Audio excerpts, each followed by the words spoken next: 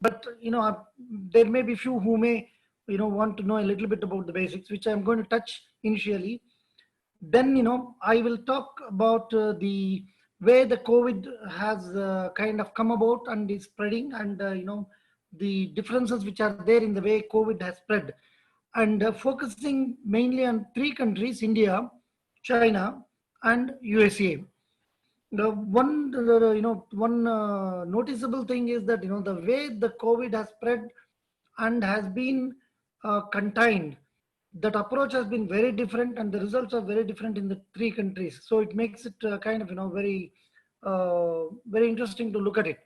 Then I will look into the specific impact on export and imports of, once again, the three countries: India, China, and USA.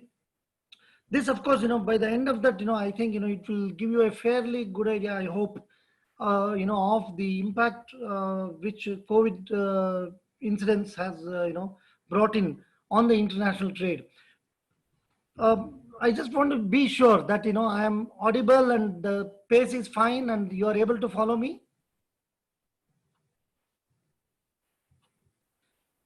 Hello. Yes, sir, you are audible, sir. Okay. The pace is fine. Yes, sir. Yes, yes. Okay. Then I will move ahead with my presentation. Well, I think most of you would have been hearing a lot about, the words epidemic, pandemic, pertaining to this, unfortunate new global phenomenon, the COVID-19, or which is also known as coronavirus. Initially, sometime maybe in January, or, maybe even late December, the world started hearing about a peculiar disease which started off in China. It came from China. There was the reporting of a news that there is a particular kind of a disease, where people are dying. Of course, this news to the world came not in December, if I'm not wrong. It came much later. In fact, the world started criticizing that China did not kind of make the world know that there was this kind of a epidemic which was growing in China, and they delayed it. Actually, of course, China, we all know, it's a quite a mystic country. The way they want to deal with things, they're pretty different from the way other countries do. Perhaps China itself, as a nation, it did not realize how bad this epidemic could turn into a pandemic. Perhaps they didn't know. But then the reality is, it started in December. Of course, we all know that the first doctor who really wanted to tell the nation China, that there was this new epidemic, he died himself, unfortunately. I think that happened maybe in February. So what happened, it started off as an epidemic. Okay, now very briefly, the difference between epidemic and pandemic is, epidemic is a kind of a disease which is not prevalent before. It's a new, maybe it's a viral or some other one, which comes about in a particular region. It can be a small area, it can be a region, it can be a country, a small country. But epidemic is more a regional one. Then when the same disease spreads into a larger part of the big country, like for example in India, when there is an epidemic on a national level, it's called a pandemic only. Pandemic is actually the spread into a much larger area and to many countries. So the COVID, which started in China, by I think January, February, it started spreading into Italy, then it went to US and India, and by March, there were many countries which were affected by this epidemic.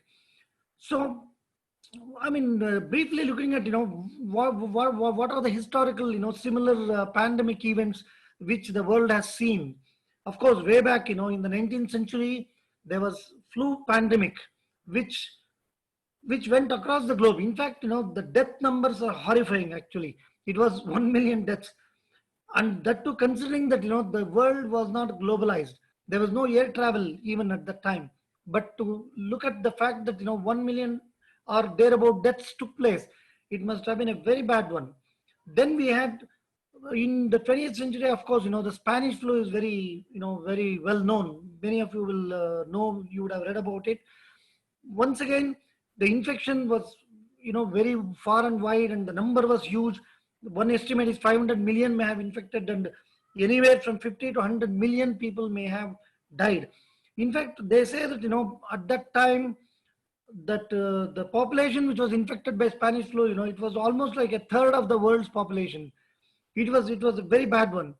And once again, the background in which Spanish flu came was the World War One, which was the background scenario, which had brought in a lot of problems in the world. Interestingly, the Spanish flu did not start from Spain, though it was said that because of the World War One, Spain was the only exceptional country which was kind of reporting the facts, and they said that when the flu came, that it was there. So it came to be known as Spanish flu. Then of course in 1957-58 we had Asian flu. Once again, more than 1 million deaths had taken place. It was a pretty big one. Then the most recent in our memory is the H1N1, or the swine flu in 2009-10, where when I looked through various reports, the numbers of infected, the numbers of deaths are very variedly ranging actually. So it's said in several reports the number is likely to be much more than 700 million infected, and the casualty, the death figures are somewhere between 200 and 600,000, 2 lakh to 6 lakh deaths, which is not small once again. In fact, H1N1, the swine flu of 2009-10, it was a pandemic which did affect to some extent, economies, especially in Asia. But then, when we look at COVID-19, the current one, what we are having, the impact seems to be much, much worse. Possibly, see, when we look at 10 years back, 2009-10 was a decade back. Today, the world, the globalization is much more. The world is one big market, we can say. And also, the travel, the flow of people, flowing from one country to another country, and the exchanges, they're phenomenal actually. Even in one decade, I think, it has multiplied many times. Possibly this is one reason where the COVID, the impact is much more dramatic than, even H1N1. Okay, now a little bit about international trade. Of course, these are very basic things. I'm really not, looking at from, a pure academic, the trade, the international trade theories, or, the basics from that academic point. It is more, mundane, the, on ground, realistic things. We all know, basically, there is a visible trade and invisible trade in international transaction. International trade is nothing but it involves two countries, very simply. If a trade is within a country, it becomes a domestic trade. No matter the, the size of the transaction, or, the nature of the commodity, whatever it is. There may be, for example, sugar trade within India, it can be within China, that's all domestic trade. When two countries get involved, one country importing, another country exporting, then it becomes international trade. The visible trade is the one, where the commodity in question is physical. It is seen actually. It can be grains, it can be metal, it can be crude oil, whatever it is. Invisible trade is the one, which are of services actually, like the IT services exports, what India does in a big way. It is an invisible trade. The reason being, of course, the commodity which is being traded is not seen. It is not physical. Then, of course, the one critical aspect of international trade compared to domestic is the involvement of foreign exchange as a mode of payment. Obviously, when two countries are involved, very rarely the currency will be the same. In fact, even if it is the same rupee, like Pakistan or India, the underlying, the values of the currencies will be different. So from that point, of course, the currency involved will be typically, it is an international accepted currency like USD, dollars, United States dollars, or euro, or British pound. More recently, of course, Chinese renminbi, which is also known as yuan, is also being used in international trade in certain regions, actually, mainly in Asia. Then of course, it involves shipment. Obviously, the buyer and the seller, they're not sitting in the same country. So the goods have to be moved. Even if it is a short route. For example, there are goods which are transported by train between Russia and China, or maybe there is even road transportation between Pakistan and India, or Bangladesh and India. But then it involves, a certain transportation which is cross border. And of course, 90% of the world trade is through shipments, the ocean transportation, where ships are involved. And then of course, there is a question of, how does the title transfer in a, see, if it's a domestic one, it's very simple actually. The goods reach the place, and then of course, depending on the payment terms, depending on the trade terms, the title, the ownership will change. But in case where, the goods are shipped by a ocean carrier, there should be documents, the documents which are actually, title is a kind of a, basis of title. When the documents exchange from the seller to the buyer, the title also changes.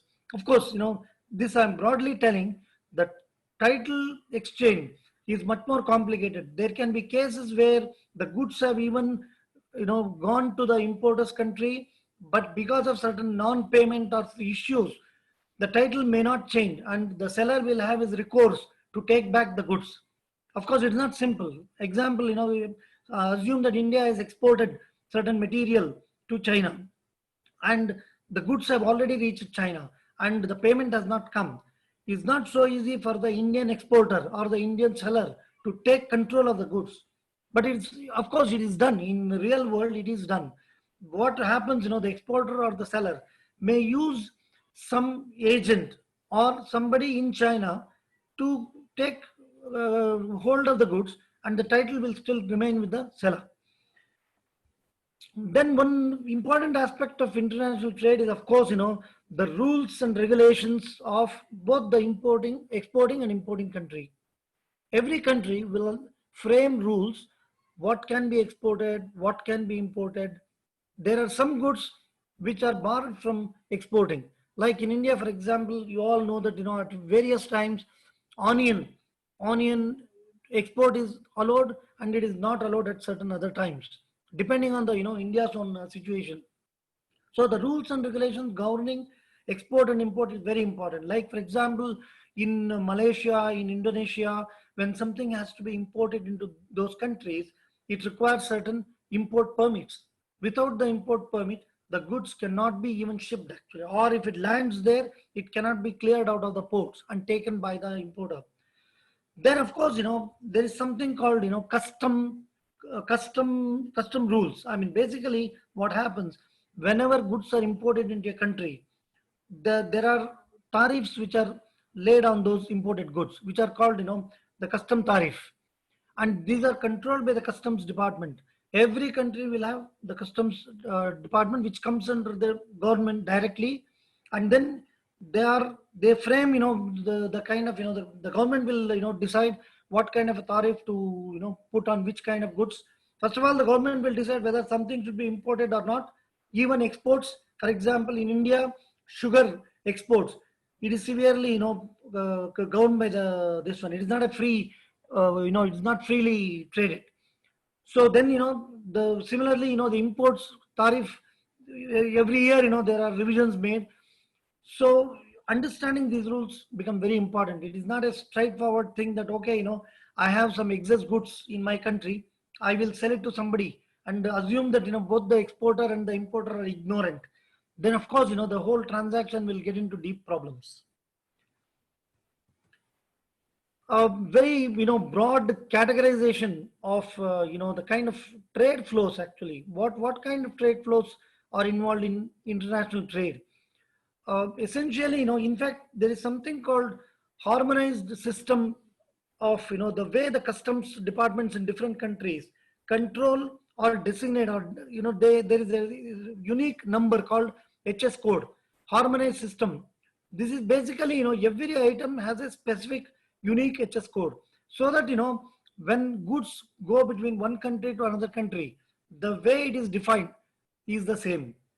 Otherwise, there can be huge problems. Like, for example, there is some kind of, what will I say, an automobile part, which, if one country, says in one way and the other country takes it in another, it can bring in a lot of distortion. For that purpose, they have brought this harmonized, the system codes. There is a book available actually. In fact, if you put in the Google search, harmonized system code, you will get it. You can put it HS code for sugar, it will give you the number. There are chapters based on that. But generally, broadly, it is agriculture produce which are not processed. Grains, oil seeds. Grains will include, wheat, paddy. Then, of course, paddy normally doesn't get exported. It is rice which gets exported. Rice is once again, it is semi-processed. Then you have oil seeds, host of them, soybean, sunflower, groundnut. Then you have the host of fruits, vegetables, which are all, coming from farms with hardly any processing actually. There may be, bit of cleaning, done for preparing it for exports, but not any, processing. Then you have processed agriculture products. For example, fruit juices, extracts from vegetables, essential oils, all these are all agriculture products. For vegetable oils, palm oil, once again, there, you have crude and then refined, both can be internationally traded, they are traded. Then you have livestock, live animals, meat, poultry, fishery, forestry, and then of course, crude oil, minerals and mineral products are, a major group, especially crude oil. A lot of countries depend on imported crude oil, including India. India, China. There are, of course, countries which are exist of this crude oil. The Gulf countries, for example, Nigeria, they all export crude oil. Then minerals and mineral products. Then the other major category is the manufactured goods. You have a host of sub categories like engineering, chemicals, food, pharmaceuticals, textiles. These are all, almost like, most of them are, end products, consumer products. They get imported and then they get into the markets for selling to the customers. Then of course, depending on, which country has what strength and what, what commodity in good quantity and competitive price, the flow will be from that country to the country where the commodity is in shortage. For example, Brazil is well known for agricultural produce like sugar. They're very big actually. Sugar, coffee, they are very big. They export a lot to the rest of the world. Then they also have, quite a bit of grains. Then South America countries like Argentina, Peru, they have, a lot of grains. Oil seeds, America is well known. America, Canada, they are well known for oil seeds, soybean, canola. So, India, for example, is well known for exporting cotton. Cotton, it's in a good quantity and surplus and competitively priced, and it goes.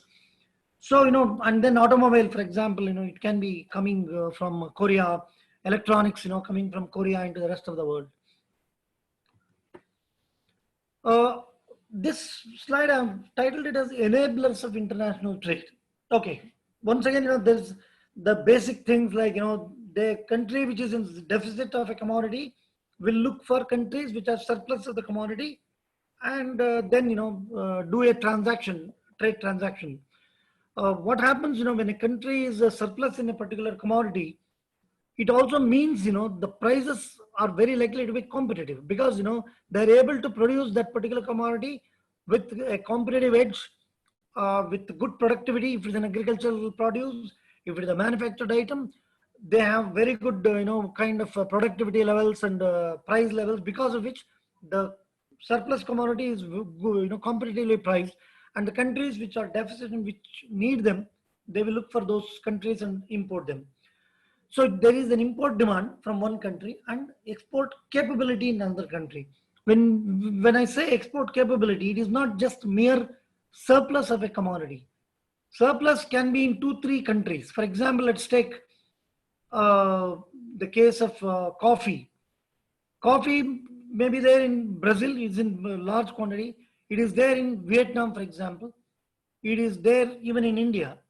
But then, the capability, export capability means what is the quantity available for exports. India produces large quantity of coffee, but a good part of that is domestically used. So then what remains for export surplus is not so much.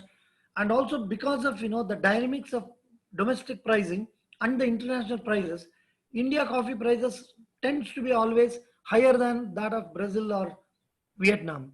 Vietnam produces large quantity, and then it is also economically productivity is high, and the prices are very competitive. So the importers of coffee look more at getting the coffee from Vietnam or Brazil. Of course, in a commodity like coffee, there are aspects of taste, there are aspects of grades. A particular grade in India may be preferred by an importer in Italy, because not because of the price, but because of the uniqueness of the taste, and it may not be available elsewhere. For example, I'll give another example. Cocoa. It is interesting. Cocoa is used in making chocolates. Actually, cocoa is the heart of chocolates. Chocolates we all love, and chocolates are produced and sold a lot in Europe and America. Whereas cocoa is not really grown. Cocoa beans are not there available in USA and in Europe. They have to import it. And very, very interestingly, 90% of the cocoa is grown in Africa, West Africa. In fact, Ivory Coast, which is in West Africa, produces almost 60% of the cocoa beans produced in the world. And the rest, maybe 30% is grown in other countries like Ghana, then Nigeria, other countries within West Africa. So the cocoa, is almost, entirely produced in one continent, one part of the continent, West Africa.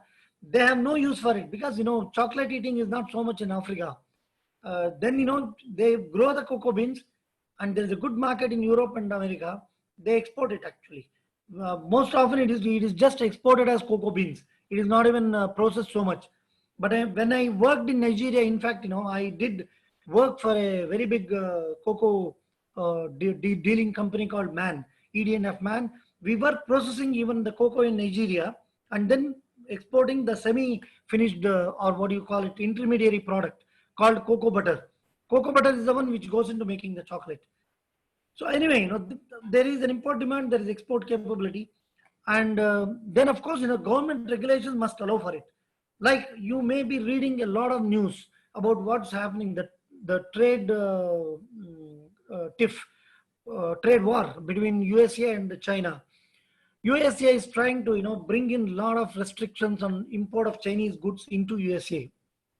Then of course there is retaliation by China also. China is no small fry. They will retaliate. There is a trade war. Essentially, how they do it? How is this trade war done? There are no other weapons or anything. They use the import tariff. Number one, they may use even the you put an embargo on imports into a country. It's possible actually. Like for example, there may be countries saying that we do not want to import something where child labor is involved. It is an agriculture produce, for example. They will say that we don't want to deal with a country importing, for example, some kind of a flower. We don't want to import from that country because they are using child labor. That becomes a government regulation. So then the custom tariff, like now Trump is threatening with more and more, increasing the custom import duties. Sorry, in fact, I should have mentioned this before. Custom tariff is also import duties. They're nothing but import duties. What happens, there is a FOB value of a imported goods, which is typically in US dollars or euro or whatever. Then, the government which is importing, the customs will levy the duty. It can be 5%, it can be 2%, 20%, 50%, 100% even. I remember there was a time in Nigeria when I was working as an imports manager, the automobiles, they were putting 100% duty because they wanted to encourage local production. So they wanted to discourage the imports.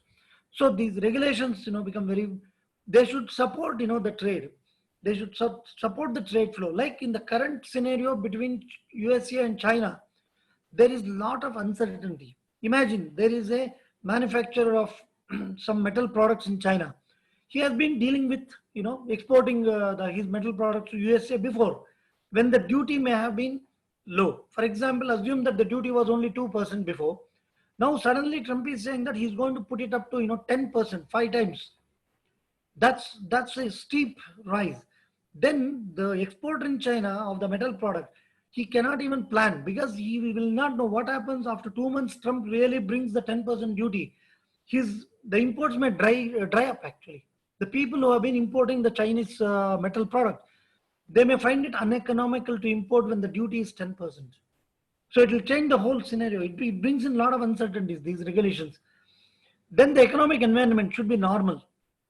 When I say economic environment, simply it is the goods transportation, the ships, ships moving, across the world, berthing of vessels, then, the port working, then courier services working. Courier is a very vital part of the international trade. The reason being documents, are sent predominantly by courier. Without the courier service, like I remember in the months of March and even April, in India, the courier was almost not working. We needed to send samples of coffee to various buyers in Europe, in America. There, even though the COVID was there, they still needed, the coffee, because coffee is an essential commodity. It is not like a car, or it is not like, a luxury item. Then, the courier was not there in India. We could not send coffee samples. Then, somehow we were able to, put some coffee into the vessels. We got the documents, but the original documents, how to send it, courier was not working. Of course, there are, solutions which come about when we have a crisis. I will talk about it maybe a little later. Then a stable global economic environment with reasonable level of predictability of supply demand. It is similar to what I said, about this metal exporters situation in China. When we don't know, what the economic state will be in India by December this year, how can somebody in China, plan what he should produce, how much he will be able to export to India, and how much he can export to USA? What will be the, state of economy of USA? If such uncertainties are there, it becomes very difficult for business planning to be done. And international trade, at the end of the day, it is actually, it is coming out of the overall businesses in various countries. If the economic weakness builds in, if business planning becomes, tough to be done, then planning for trade becomes even that much more difficult. And one very important thing in international trade, unlike domestic trade, is the, what should I say, the time required from the time you sign a contract to export some goods to some country till the time the goods will actually come into the warehouse of the importer. It can be as much as 2 weeks, 1 month is, in some cases, but predominantly it can be as much as 2 months, even 3 months. I'll give an example. Brazil sugar getting exported from Brazil and coming into India. There are some exports of, the raw sugar from Brazil to India. There is a sugar refinery where they import, the raw sugar. In fact, once I was working with that project where it was a joint venture between Cargill and EAD Parry. We were importing the raw sugar from Brazil. The planning typically was at least, 3 months ahead, we had to look at. If we needed the raw sugar in the factory floor, let's say by October, we need to be really planning it even, 3 or even 4 months ahead before. The reason is, it takes about 2 weeks to put in a contract. Then, the shipment preparation, the availability of the commodity. Sometimes, these agricultural produce, there is a time where the goods are available, for shipment. There are times where it is not available actually. It happens very often in coffee. Coffee, the periods from where, it is actually harvested out of these estates, plantations, coffee plantations, and the time when it is available. There are windows actually. There are some months where, the availability will be very low. Of course, it immediately gets translated into price. The months where the supplies are very weak, the prices will tend to be very high. So, the stability of the global economic environment is critical. And today, unfortunately, COVID-19, one major impact of COVID-19 is on the overall health of economies all over the world. Actually, it is not one country. It is interlinked to some extent actually. Like there may be a country where the COVID is very much controlled. The case of Vietnam.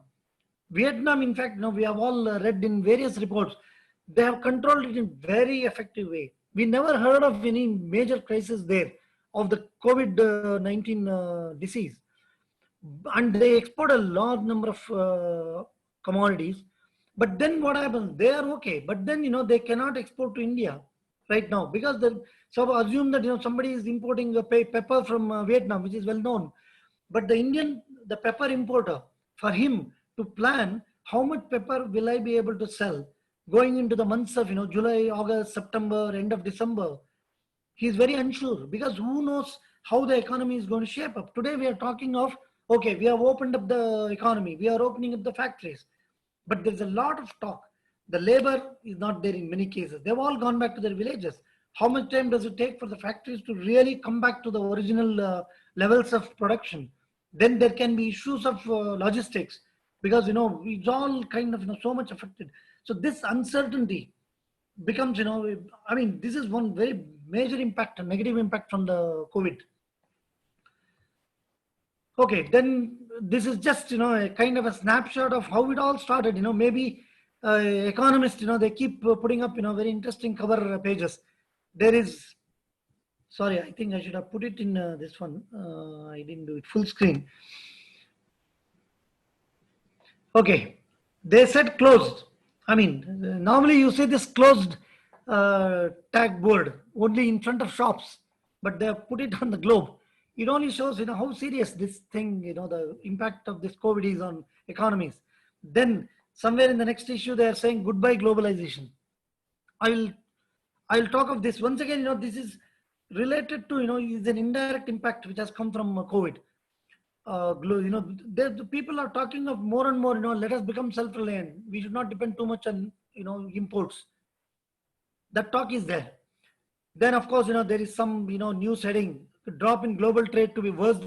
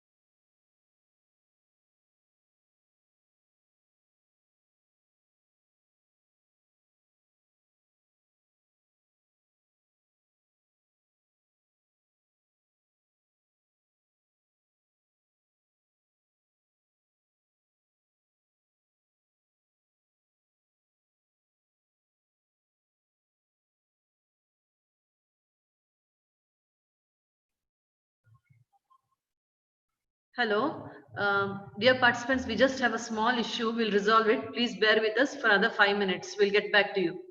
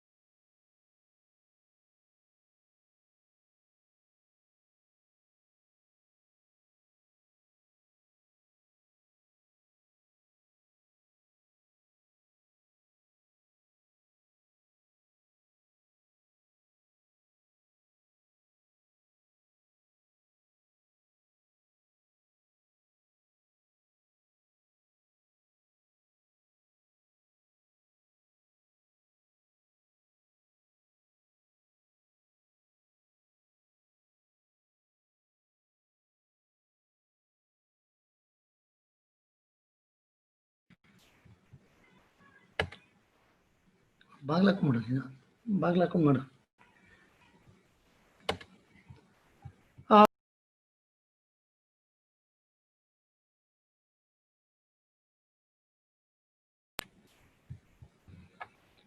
Hello. Hello. Yes, sir. Yes, sir. You're audible and you're visible also.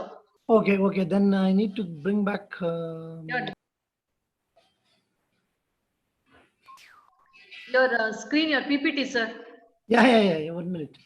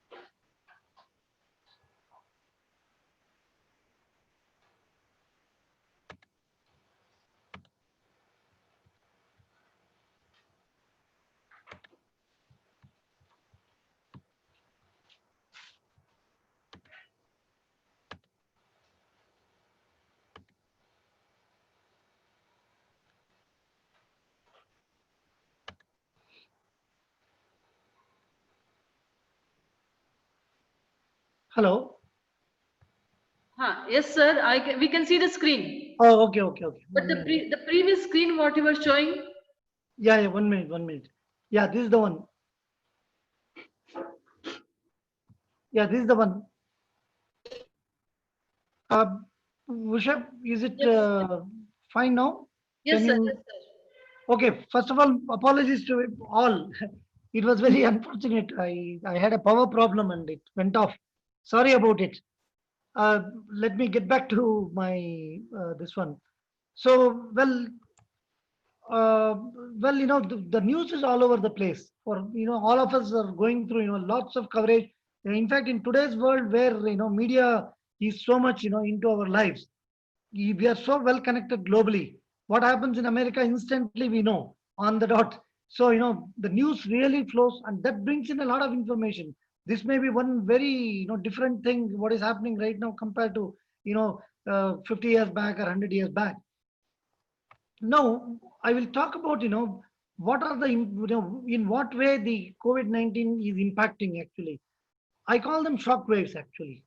There are some shock waves this COVID-19 has brought in, which is impeding the international trade. These things, these developments, negative developments which are being brought by COVID-19 are the ones which are making international trade difficult. Now, closure of airports, cancellation of flights, no business travels. It's very obvious, in international trade, companies do a lot of business where people have to go to, each other's countries and then, make deals. With travel not being there, the deals that can be done, that can be new business development becomes very low. With the result, as we move in time, like for example in India, the COVID, it has been progressing right from March, April, May. Now we are into June. The Indian companies which have been exporting, they will find it hard to get new business. The reason being, at any given time, an importer in a country for a goods, he will have not just one competitor or one country. He will have options. I told you, like for example, they can import something from India, something from maybe Pakistan, something from Bangladesh. So when we can't travel, when the business really gets affected actually, which will actually tell the impact, the in terms of numbers will be there going into the months actually. Like the exports in the month of August this year compared to last year will very likely will be very low. The reason is there is no new business added, and even the business which is going, it is slowed down, it has come down. Then, seaports. I told you that shipments, ocean transportation is very vital. 90% of the goods, physical goods, they get transported across the world in ships. And the ports activities, to various extent, to varied extent, it has been affected actually. Of course, it is not the same. For example, interestingly, I talked of coffee and Italy. Italy imports a lot of coffee, even from India. Though, Italy went through a very major, COVID incidents in the months of February and March. Somehow, they were able to run the ports, they were able to run the warehouses. With the result, whatever we were shipping, coffee from Vietnam, from Brazil into Italy, it was still going. Whereas in India, the ports got affected. We were not able to do shipments in the months of April, right from maybe later part of March, April, nothing, not much. What happens, when ports are not geared up, they're not functioning properly. The vessels, ships, the ships which carry the containers, they're called vessels. The vessels will not call in to those ports. For example, assume that Cochin port is there. A lot of goods go from Cochin to other countries from India. Cochin port, when it is not functioning properly, many shipping lines are the ones which bring these vessels into different countries. They will decide not to come to India, not to come to Cochin. For example, if the problem is in Cochin, they will decide to skip. Then what happens? There is no calling in April. Whoever had cargo to ship out of Cochin in the month of April, they will have to keep it in the warehouse, keep waiting, hoping that maybe in May, the vessel may come and pick up their containers. So this is the direct impact from COVID-19. Then on the side of the exporting countries, what happens? Any goods to be exported, it requires either manufacturing, either some kind of a processing other than agricultural produce. The factories and processing facilities, when they get shut, obviously there is no goods to be exported. For example, assume pharmaceutical companies which export the months of in India, the months of March, April, they could not operate normally. We all know the case of the Jubilant pharmaceutical company in near Mysore, where many people got affected. There were positive cases. They completely sealed down the factory. They sealed down the factory. That means nothing will happen, no production. So whatever was to be produced, whatever was to be prepared for exports in the months of, let's say, April, May, it is not available. So those shipments will get affected directly. Then the lockdown, which we have seen a lot in India, and of course, in some other countries, it brings in, complete halt of movement of goods from factory to ports, then ports to warehouses in the importing countries. Like in India, for example, if somebody, had a cargo which was landing, in a port in India in the month of April, it would have been quite difficult for him to move it from the port to the warehouse. Assume that it is not an essential goods. Like for example, there are essential goods, non-essential goods. I think there is one. Let me go to that slide, which will help us to understand, because the COVID impact can be different on the different kinds of goods.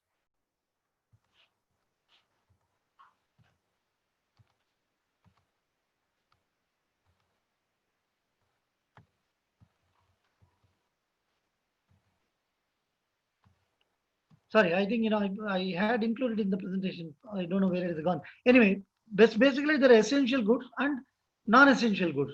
Essential goods are the ones which are very vital for day-to-day life. It is food essentially, then medicines.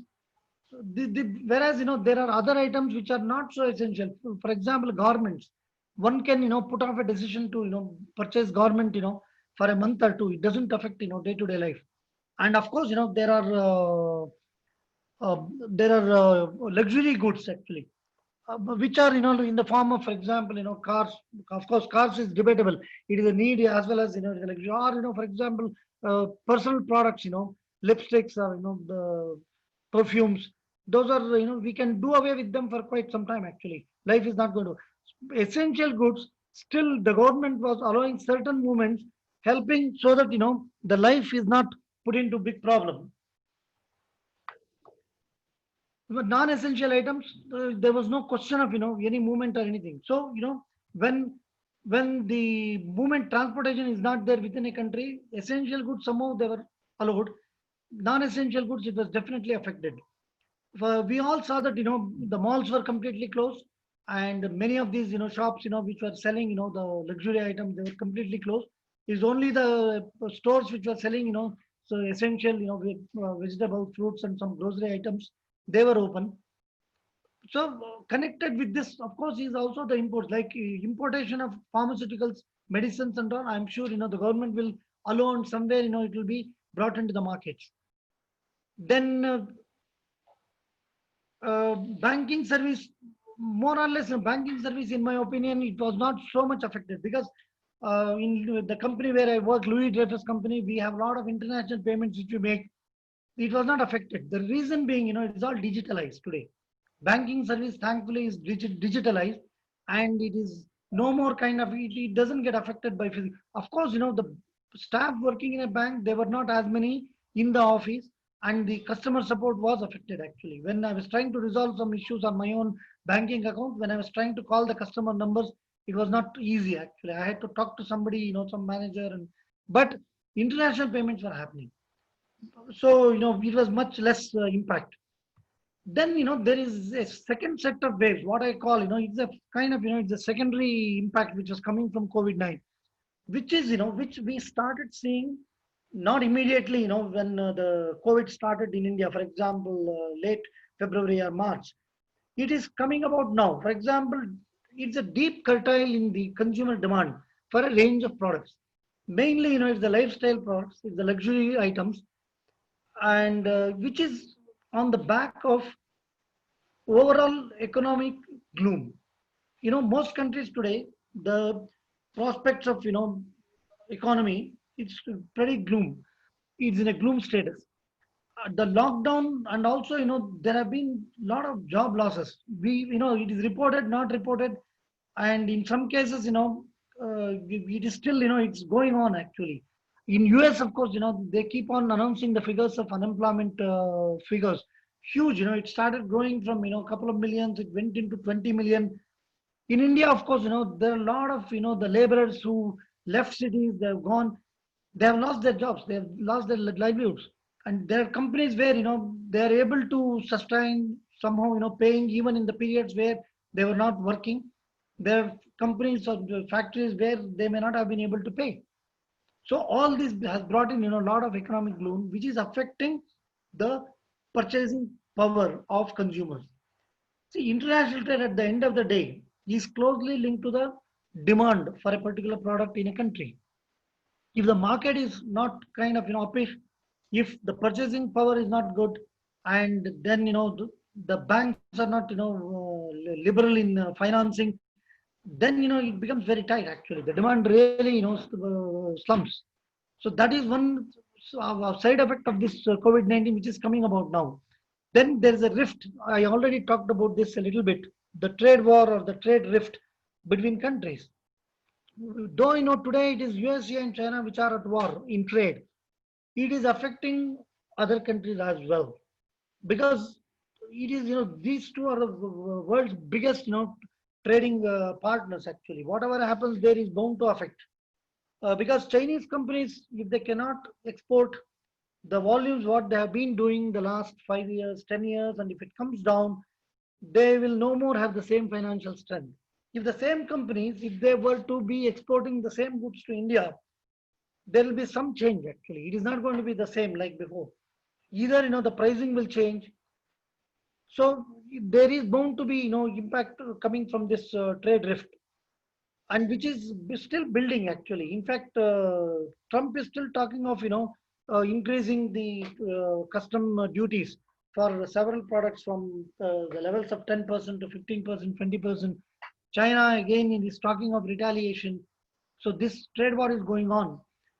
Then actually, the time where China gets hit by restrictions on imports into USA, their Chinese economy will get affected in a big way. So India, supposing we are exporting some commodities into China, if the Chinese economy is changing because of this trade war, it is bound to impact, the Indian exports. We will find ourselves that, the demand is not as much coming from China.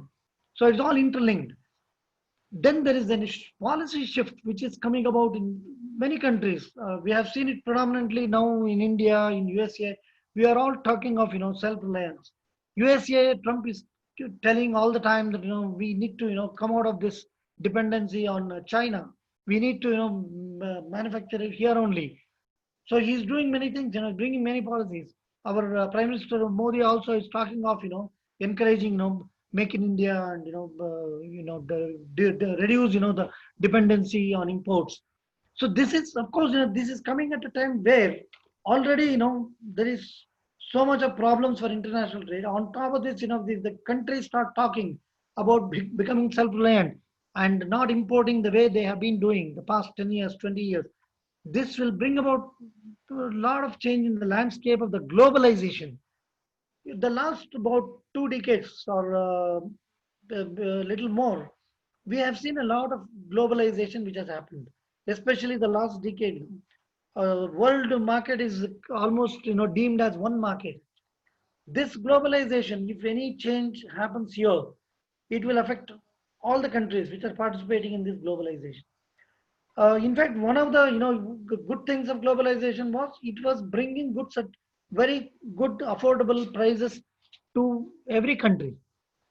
Because what happens, naturally the advantages, the economies of scale, uh, the competitiveness of producing a particular goods is different in different countries. So once, the globalization ensured that, the cheapest of the good quality products coming from whichever country should go to any country where it is required. It was ensuring that. The moment, each country starts looking inwardly and kind of, not support globalization, I think, it will call for certain sacrifices. Like if we do not have too much imports from China, then if we need to buy products which are made in India, it's possible the prices will be higher. It is not going to be cheap. Of course, there is a trade-off between, whether, the pride of nationality, then, also becoming self-reliant.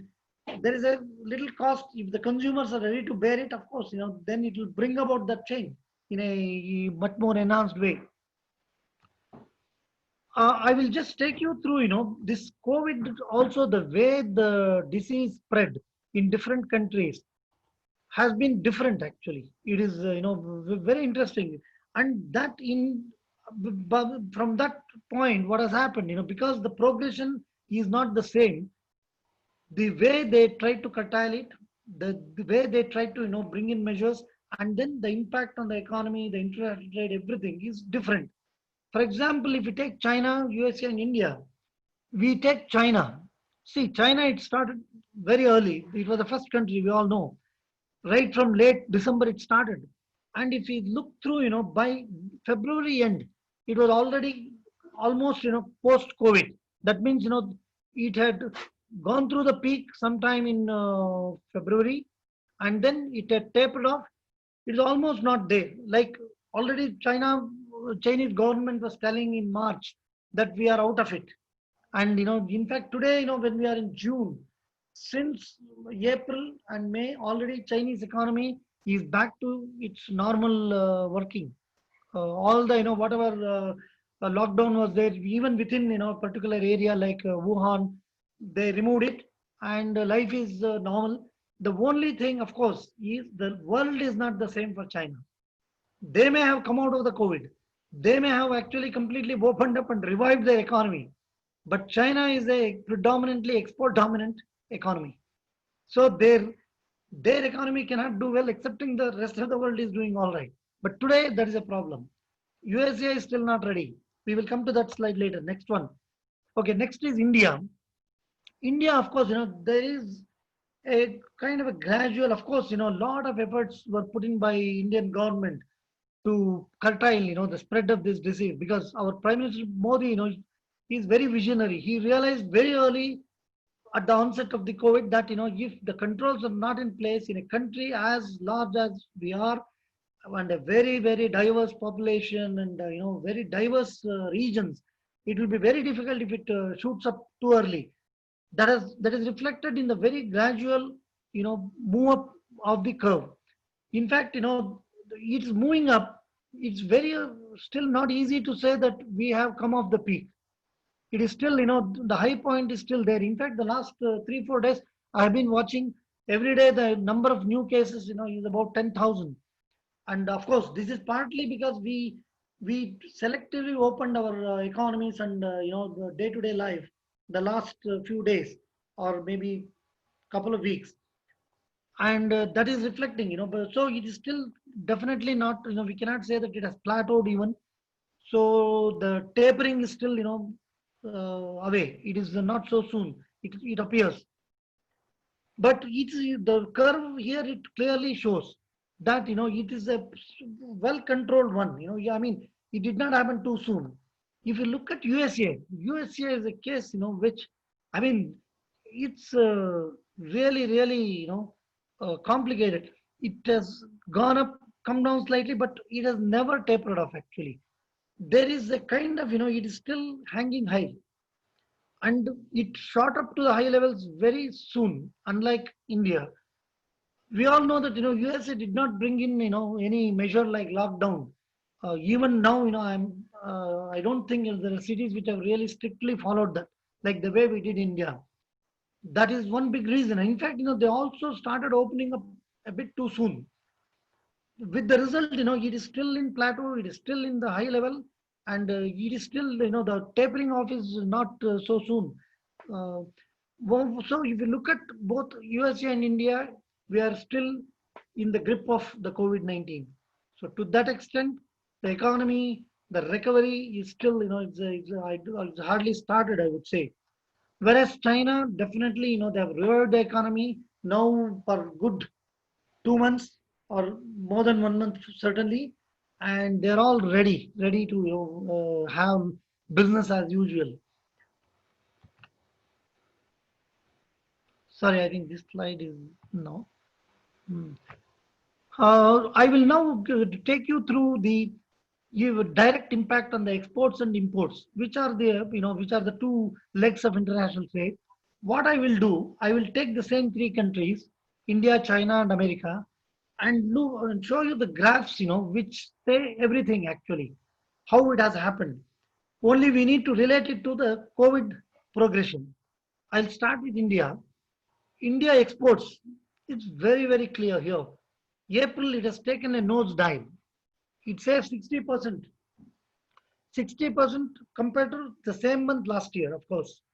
But even if we look through the previous month, March, it is a deep, it's a drastic, fall. The primarily because if you look through, the COVID progression graph, it somewhere, it went up. It is at the high level. India, if you look here, April, April and May, it's really shooting up. So with the result, here the direct impact of this COVID on the Indian exports is huge actually. So it's a 60% fall from last year to year basis, and even compared to March also it is 50%. So it's a huge. Primarily, what has happened, uh, a lot of orders were affected definitely because of the COVID in other countries. For example, what should have normally got exported to countries like maybe China, maybe Germany, maybe Italy, maybe USA, they are not there so much.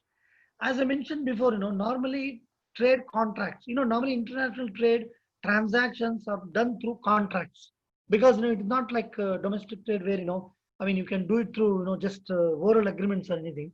There are contracts. Contracts are put in place maybe 2 months, 3 months ahead of shipment months.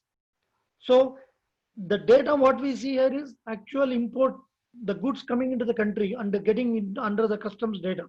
So what is April is basically what was shipped maybe in March, and what was planned in February. Obviously, by February, the COVID threat was so much all over the world. There was slowdown of the trade transactions. That is reflected in this, and of course, the ports, the vessels not calling, and the drop in the ocean transport activities, that also contributed here. Now imports, of course, to similar extent, about 58%, not different from 60%, year to year basis, and a similar, well, compared to March month, it's maybe slightly better than 50%. It is not as much as maybe 45% fall. Excuse me, sir. Prahlad, Yeah. sir. Your screen is not changing, sir. It is the same screen. Uh, is We are it not. showing exports or imports? No, it is not showing that, sir. It's only the previous slide what you have put. Okay, is it now changed? No, sir. Okay, 1 minute. Maybe the sharing is, but the sharing is there, is it? Yeah, it's there on the screen, but that is the previous slide what you put. That's the same slide. It's not been changing. It is showing India exports, is it? No, it's showing China exports by country. It's a table. It's not a graph. Oh, okay, okay. 1 minute, 1 minute. China exports.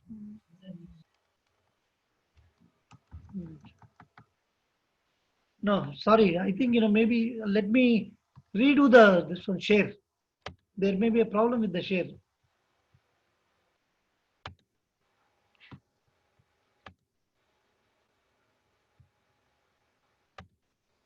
Yeah, have you got the screen now? Yes, sir. Yes, yes. Got the screen. You got it actually. Yeah, Then US you, exports. but just one quick question. You were able to see the screens when I showed the COVID progression? No, no, no. Oh, these three you did not see before. No, no, no, sir. One, two, three. These you did not see. No, sir. Okay. What about this? You had seen, no? The waves, the impact of COVID-19, second shock waves from created by COVID-19, and this one. No, This no, were sir. you able to see No, before? no, no. We were not able to see this also. What was being shown at that time? The last slide was, I think, uh, enablers of international trade. This was the one.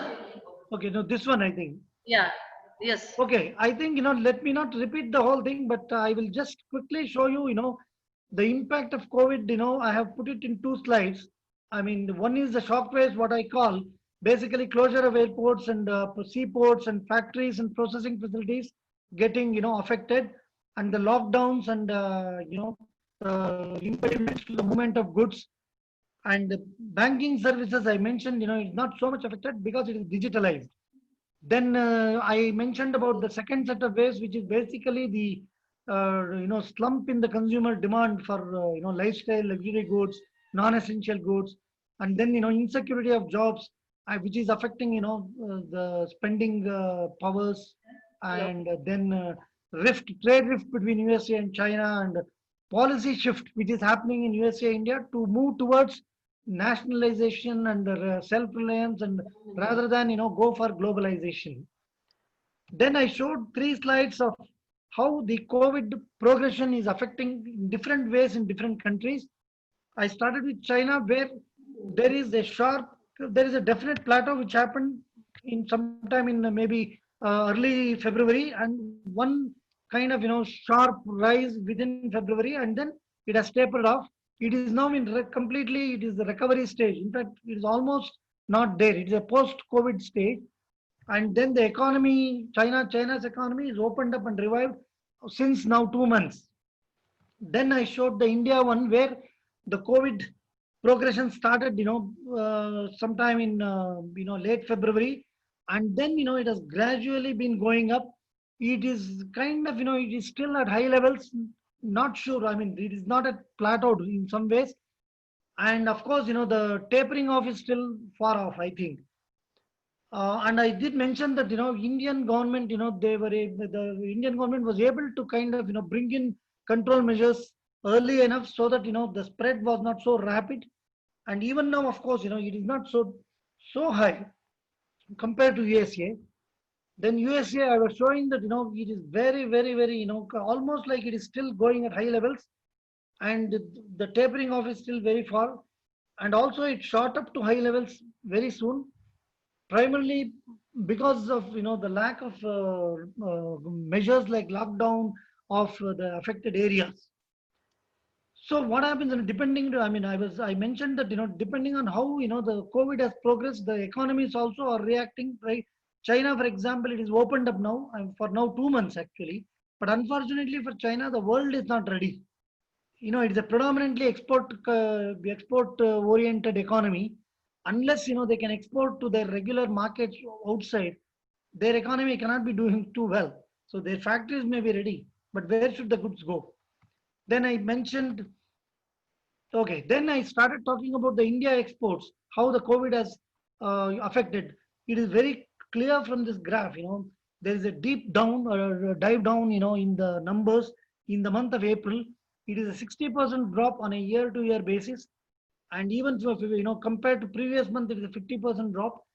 It's a kind of, lot of activities have been kind of sealed down. Factories are shut, especially, if the non-essential goods, the factories are not allowed to operate, and that certainly affects your ability to ship out. The figures what we see is, of course, what got shipped out in the month, and the port activities themselves were at the lowest in the month of April. March it had come down, so then April it was even much low. Then on the import side, of course, what the India imported, once again there is almost 60% drop year to year basis.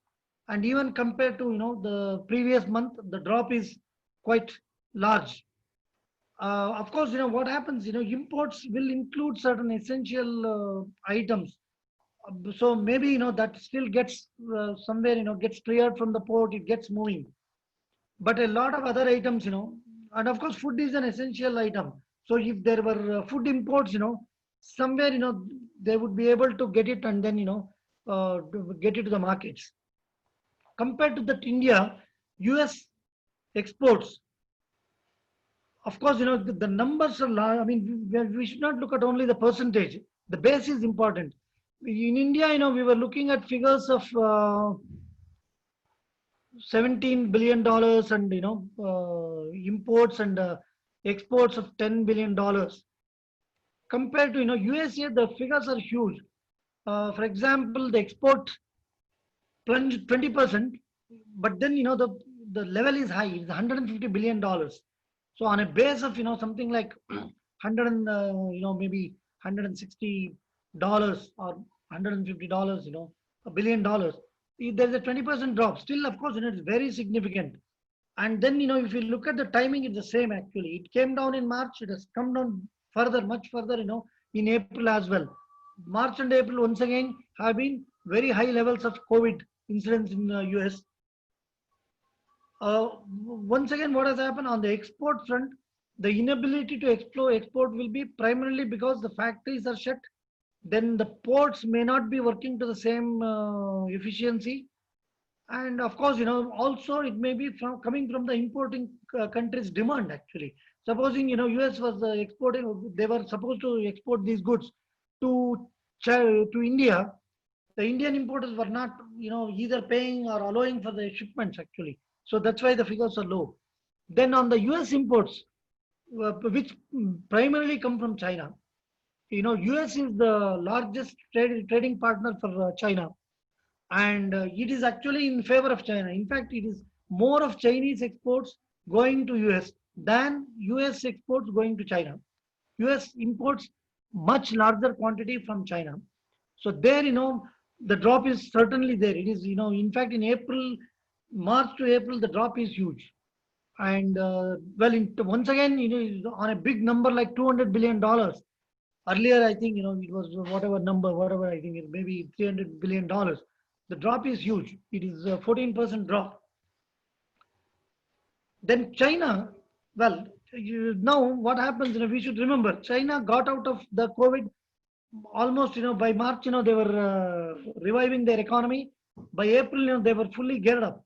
Now, the exports have taken a huge, kind of rise actually. It has risen in a very significant way.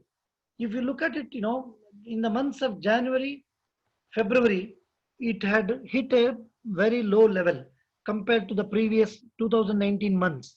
It was a huge drop they had taken. For example, if I see here, some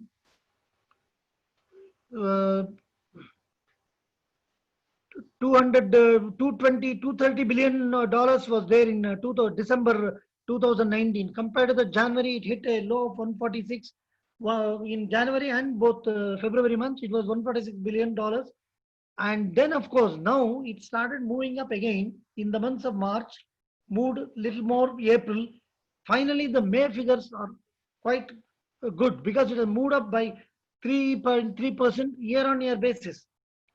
And even, of course, it has pulled itself up from the low levels of January and February. And now, it has pushed itself exceeding $200 billion in the month of May. This is on the export side. Well, once again, it is still $200 billion, not 220, $230 billion, which was there in 2019. The reason being, the importing countries, many of them would have cancelled orders, cancelled or postponed shipments. So that is the reason why it has gone up to $200 billion. Whether will it go back to 2019 levels in the next few months? It's a big question. It depends on how the COVID is progressing in other countries, especially USA, and also whether Trump's policy measures of increasing the import duties. I think that also is hitting. It's affecting. And if Trump moves ahead, increasing it further, the import duties, it will get worse. They may not be able to go back to the levels of 2019. That, of course, the trade war is aside of the COVID. If you look at only the COVID, yes, in a big way, China has come back to somewhere, somewhere near the 2019 levels. Now, on the import side, China, once again, it's interesting. Here, even though they came out of the COVID crisis, even though exports went up from the months of March, April, and May, imports have come down. Imports have come down from the month of March, April, and May. In fact, it is now at about $140 billion. And in 2019, if you look at the December month, it was 190 plus billion dollars. From that level, it is today, even with the economies having revived for the last 2 months, it is $140 billion. This tells us one thing: the Chinese economies, the factories there, the manufacturers, they really are still struggling. Actually, it is not that the economic revival is back to normalcy. That is reflecting because imports, who imports in China? It is the manufacturers mainly. For example, it is possible it could be the vegetable oil, refineries. They import soybean oil or soybean seeds from America. They may import some other things from India, cotton, for example, which goes into making textiles. That particularly what has happened, the demand there is not growing. It is not, it is not picking up to the levels of 2019 very clearly. That's why the import figures are still low. And whether will it pick up, will it rise, and will it go back to the 2019 levels? Once again, depends on entirely how the economic revival happens, when will it happen, and how strong will it be in USA, in India, and other countries. There is one aspect of China imports which I wanted to talk on, which reflects on several things. It is the crude oil imports. I mentioned that crude oil, a country like China imports because they don't have enough of enough resources themselves. And crude oil is, of course, it's the lubricant for economy. We all know that. That is the one which will give them the diesel, the petrol, and And crude oil, normally the demand for crude oil, it is a factor of two things. One is demand, the other one is also price. We all know that crude oil prices came down hugely earlier this year, and it is still at low levels actually. And China, what happened? The crude oil imports definitely, it was kind of, it came down.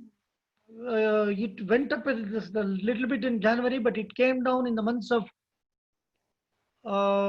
sorry, no, that is last year it happened. It came down in the months of April 2008. That may have been because of their own, demand supply situation, and maybe they had already stockpiled a lot, so they imported less, and maybe the prices were high at that time.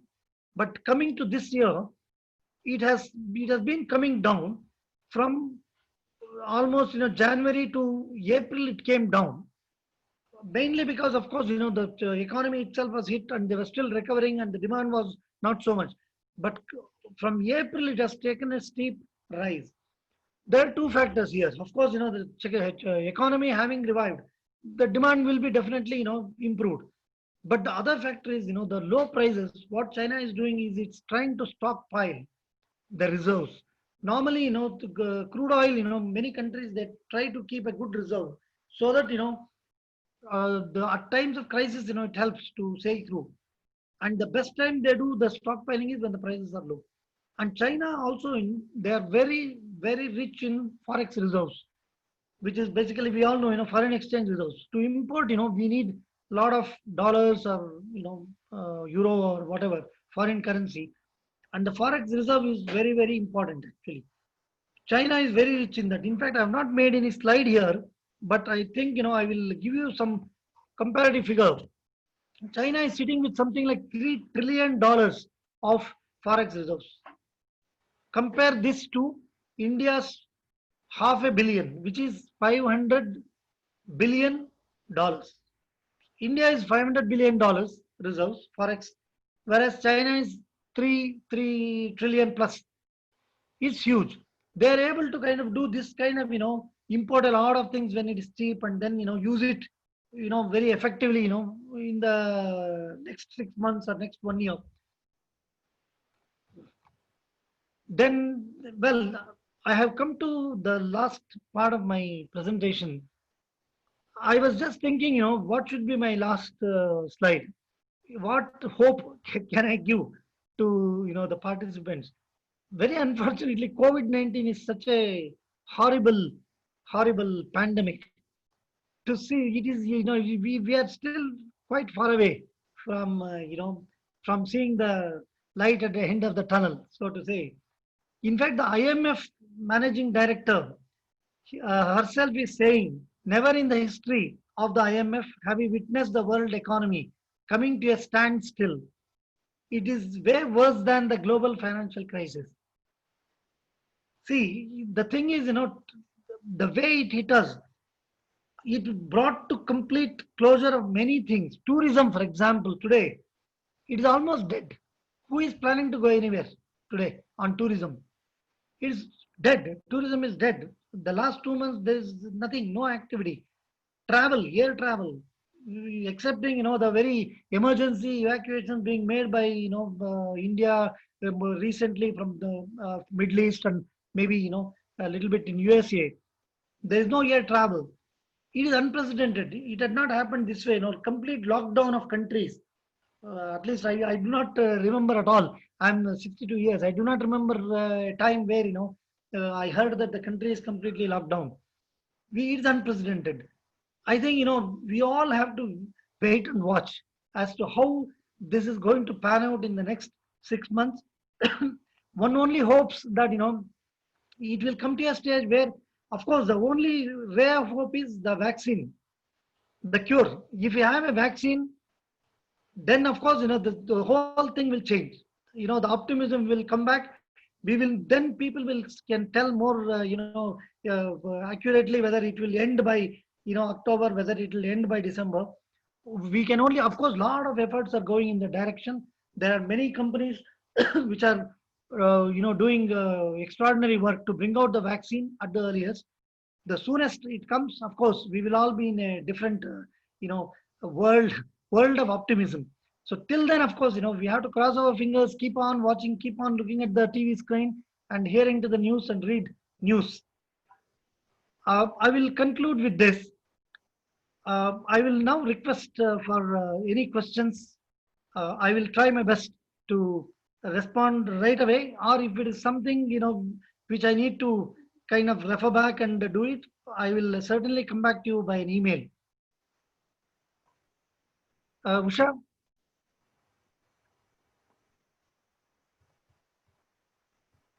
Yes, sir. Yeah, I have opened it for questions now. Yes, sir. Yes.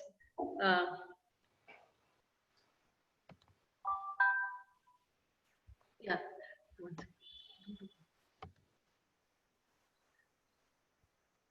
Yeah, participants, any questions? Please put it in the chat box. Accordingly, we'll unmute you.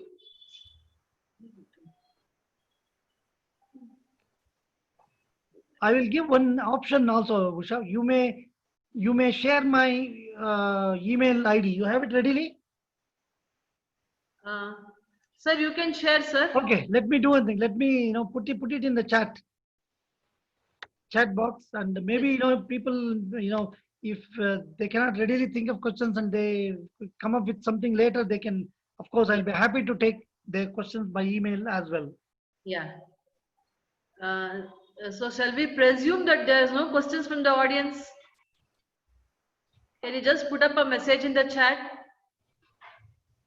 If there's no questions, we close the session. I think, sir, we will Okay, take. let me just 1 minute. Let me put my email thing. Where is this Yeah. chat? I'm looking for chat. Okay, chat. Let me put my email address. Okay. But I see something here. 1 minute. How far India able to revive? Okay. There is a question from Dr. Radhika. How far India is able to revive? Yeah. Is it revival of the economy? May I get a clarification, please? Okay, revive in the pandemic condition with reference to international trade.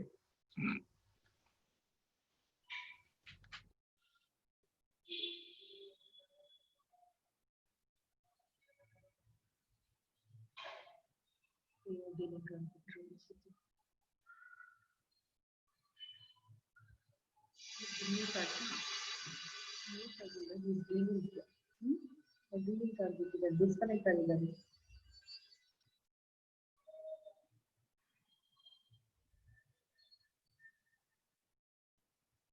What problem ಇದೆ?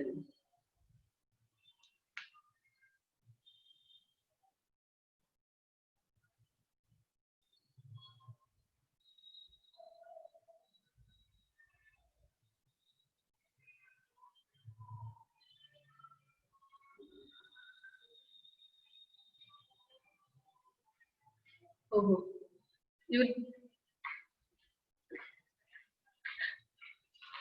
Sir, no, you can connect no, sir, now.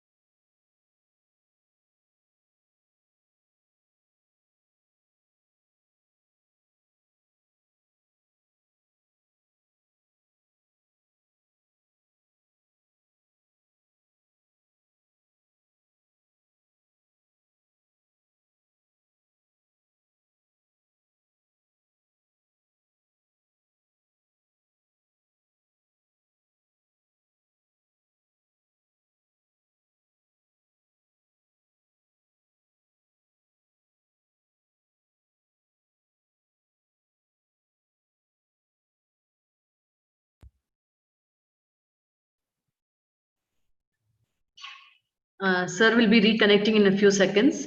Dr. Radhika, he will be answering your question.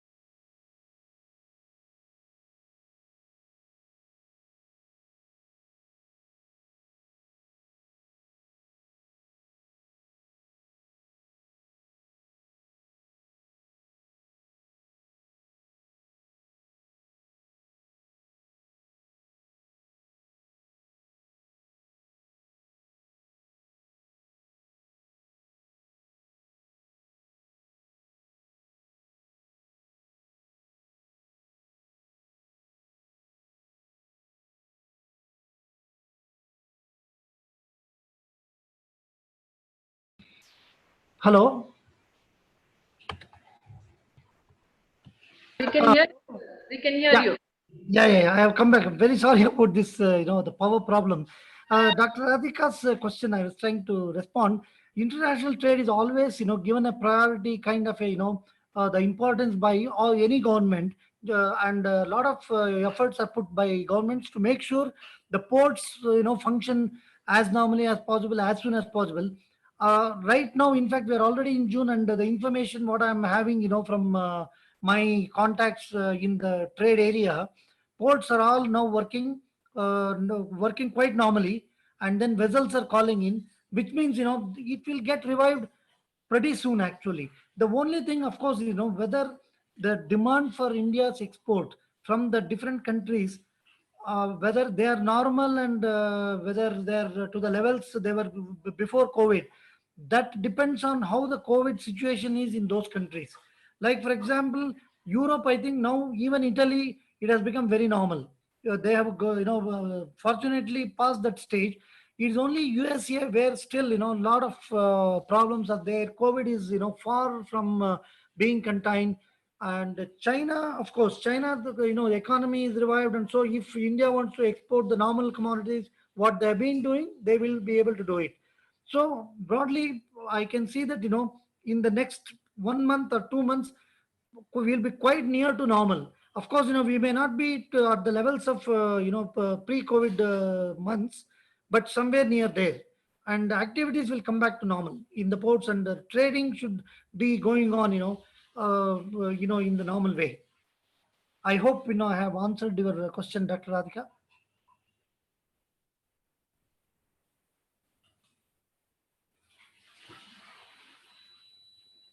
More and more, okay. Uh,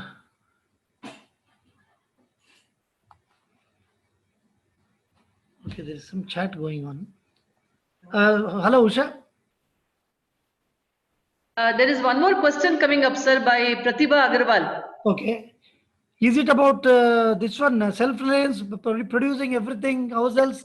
Right, right. Yeah. Okay. In fact, I also saw a rejoinder to that by Dr. Radhika. It's very interesting. She says, it's a conflict between self-reliance and trade. Well, there is always an option not to import anything and produce everything ourselves. But there are physical limitations. I'll give you an example actually. Supposing you need a raw material for manufacturing a particular product. That raw material, if it is not there in India at all, then how do we not import and still manage? I'll give you an example. For example, let's take um uh, a particular ingredient for manufacturing a medicine. If we do not have the technology, if we are not manufacturing it at all, then we will be forced to import it. In fact, one very classic example which I can think of, which of course which applies to India as well as to all the other countries, there is something called rare earth elements, rare earth minerals. Actually, it's a category of minerals, and it is used. There are some rare earth, elements which are used in very very sophisticated, mobile and laptop and all. I think it's the nickel, cadmium, cadmium, that category of things. For example, batteries are made of that. You will be surprised that 90% of these rare earth elements are found only in Mongolia, not the inner Mongolia of China, but the Mongolia, whatever republic is the independent one. But the Mongolia is really not independent. It is controlled by China. What happens, China actually brings all those rare elements and actually puts it in its reserves. Then they decide at what price to export, to who to export. They have already threatened some time back. I remember, maybe a few months back, a couple of years back, that they have told America that, look, we will control this, the trade of this rare earth elements. Imagine, the manufacturers of all these batteries, the mobile batteries, laptop batteries. What will you do? You will be forced to import. And also, at what cost can we produce a commodity by ourselves? It's a very critical question. In fact, generally it has been talked of in the last 20 years, ever since China became dominant in exporting, that China can produce many of these things, whatever they're exporting to the world, at 50% or even more, even less cost compared to other countries. You take, for example, textiles actually. The yarn which goes into making the garments and textiles. What China can export, if you start doing it in India, possibly the cost will be higher by 20-30%. Then what happens? If you start producing everything yourself at a high cost, what will happen to the demand? Consumers will start complaining actually. There'll be, there is a price up beyond which, the demand will slump. That will affect the economy in worse ways than having a balance between what you can economically and effectively produce yourselves and what you can economically import.